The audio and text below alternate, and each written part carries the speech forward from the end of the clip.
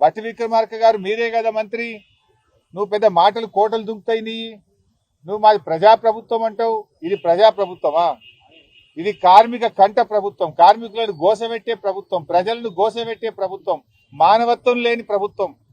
ఈ దుర్మార్గాన్ని మేము తీవ్రంగా ఖండిస్తా ఉన్నాం. తక్షణమే మెడికల్ బోర్డు పెట్టి మానవతా దృక్పథంతో డిపెండెంట్ ఉద్యోగాలను పునరుద్ధరించాలని చెప్పి మేము ప్రభుత్వాన్ని డిమాండ్ చేస్తున్నాం. ఇవాళ రేవంత్ రెడ్డి ప్రభుత్వం వచ్చినాక సింగరేణిని ప్రైవేట్ పరం చేసే కుట్ర జరుగుతా ఉంది.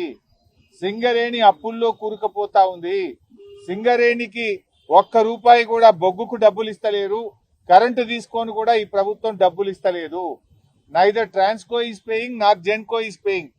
కరెంటు తీసుకొని ట్రాన్స్కో సింగరేణికి డబ్బులు కట్టలేదు, బొగ్గు తీసుకొని జెన్కో సింగరేణికి డబ్బులు కట్టలేదు. సింగరేణి అప్పుల పాలైపోయి ఓడీ తీసుకొని ఇలా జీతాలు ఇచ్చే పరిస్థితి వచ్చింది.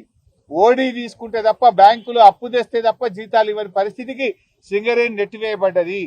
దాదాపు 50,000 కోట్ల అప్పుల్లోకి సింగరేణి కూరుకుపోయింది.